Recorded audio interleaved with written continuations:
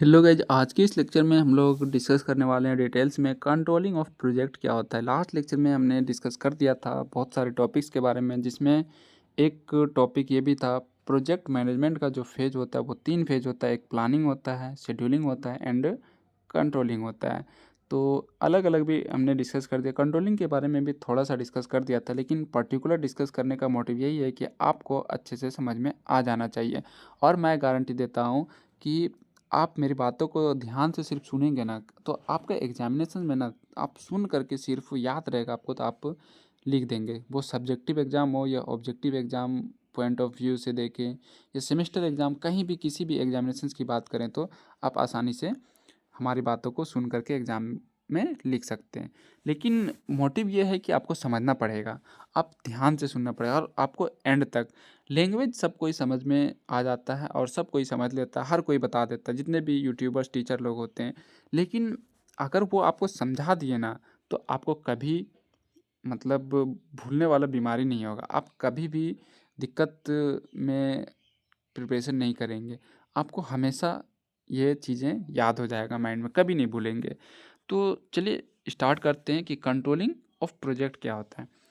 तो controlling of project वो होता है कि इसका जो मेन की होता है ना, वो प्रोजेक्ट मैनेजर होता है, और यही प्रोजेक्ट को पूरा कंट्रोल करता है। कैसे कंट्रोल करता है कि अगर कोई चीज़ प्लानिंग एंड शेड्यूलिंग से होकर के आ रहा है, तो पहले हम लोग क्या करते हैं, प्लान करते हैं, फिर शेड्यूल करते हैं, इसके बाद फिर कंट्रोल करते हैं। तो कंट्रोल कैसे करेंगे?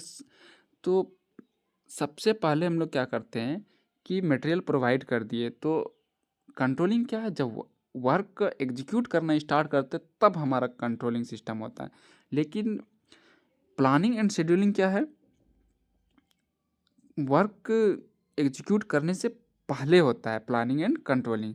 तो कंट्रोलिंग सिस्टम जब हम किसी भी काम को करना स्टार्ट कर देते हैं तब कंट्रोलिंग होता है। लाइक कि भी मैं एग्जांपल दे रहा हूँ आपको कि एक प्रोजेक्ट है, बिल्डिंग का कंस्ट्रक्शन करना है, और इस बिल्डिंग का कंस्ट्रक्शन करने के लिए हमें 2 मंथ्स दिया गया है।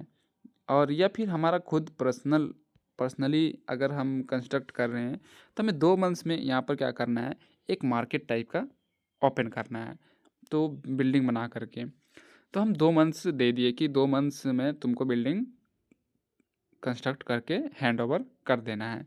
इसके बाद क्या हुआ कि जो प्रोजेक्ट मैनेजर है ना, इतना मतलब कंट्रोल सिस्टम में काम करा रहा है, किसी भी लेबर को फालतू में बैठने नहीं दे रहा है, टाइम टू टाइम वर्क करा रहा है। आज अगर 1500 ब्रिक्स जोड़ना है, ईंट वाल, तो 1500 ही जोड़ना है, 1600 हो जाए लेकिन उससे कम नहीं होना चाहिए। तो ये सब चीज़ों का एक एक पॉइंट ध्यान जो देना है, तो वो भी एक कंट्रोलिंग ऑफ प्रोजेक्ट में आता है। दूसरी बात ये कि हम मटेरियल प्रोवाइड कर दिए, मेन तो टाइम हुआ कि हमारा टाइम को कंट्रोल करना है कि 2 मंथ्स में बोला है तो 2 मंथ्स में हमें कंप्लीट करके देना है। हम अगर एट अ टाइम कंप्लीट करके प्रोजेक्ट नहीं देते हैं तो फेल होगा। इसके बाद जो कॉन्ट्रैक्टर है उसको नेक्स्ट टेंडर नहीं दिया जाएगा। तो कंट्रोलिंग ऑफ प्रोजेक्ट बहुत ज़्यादा ज़रूरी हो जाता है।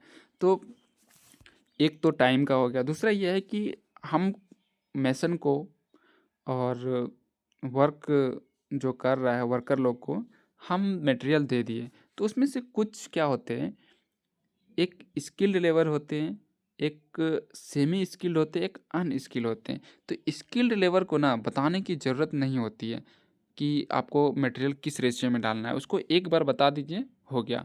और अनस्किल्ड लेबर को क्या है कि उसको किसी भी काम को करने के लिए ना, मतलब हर बार आपको बताना पड़ेगा कि इस काम को इस तरीके से करना है, फिर इसमें इतना मटेरियल डालना है, इस रेशियो में, इस प्रोपोर्शन में मटेरियल को प्रिपेयर करना है। ये अनस्किल्ड लेबर। इसके बाद एक जो होता है सेमी स्किल्ड। तो सेमी स्किल्ड जो होता है ना, उसको क्या हुआ, एक बार आप बता दीजिए, इसके बाद आपको कुछ भी बताने की ज़रूरत नहीं होती है सेमी स्किल्ड लेबर को, क्योंकि वो कन्फ्यूजन रहता है उनको कि पता नहीं जो ऑनर हैं, मालिक, वो कहीं कुछ बोल ना दे। हालांकि वो काम पहले क्या रहता है, लेकिन ओवर कमांड नहीं रहता उन लोगों को।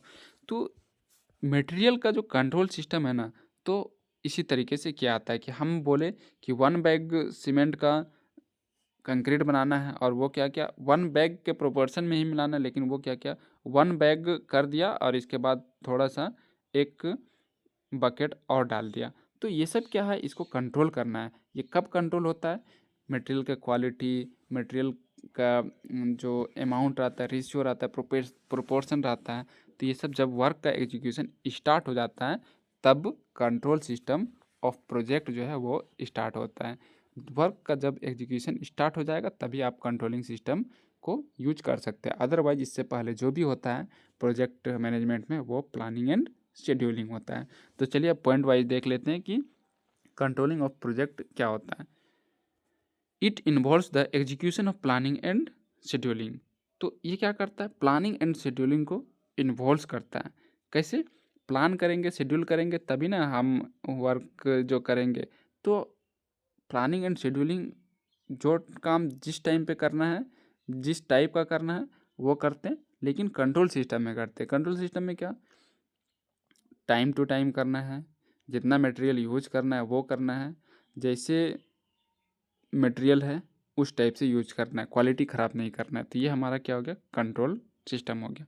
नेक्स्ट पॉइंट है, if there is any deviation from the original plan it also includes rescheduling. तो कंट्रोलिंग क्या होता है कि अगर कुछ चेंज करना है ना, तो रीशेड्यूल करना है ना, तो ये प्रोजेक्ट में कंट्रोल सिस्टम में आ सकता है कि अच्छा इसमें कुछ चेंज करना है, लाइक 2 BHK का है तो इसको 3 BHK करना है, एडजस्ट करना है स्पेस को। तो इस टाइप का इसमें डेविएशन को चेंज कर सकते हैं कंट्रोलिंग में।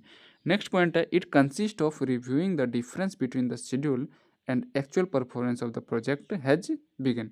तो ये शेड्यूल हम कर सकते हैं कि हाँ, जो कंट्रोल सिस्टम है कि चलो ये काम पहले कर देते हैं, इसके बाद इस काम को बाद में करेंगे, और इसको रिव्यू कर सकते हैं हम लोग, difference between the schedule and actual performance.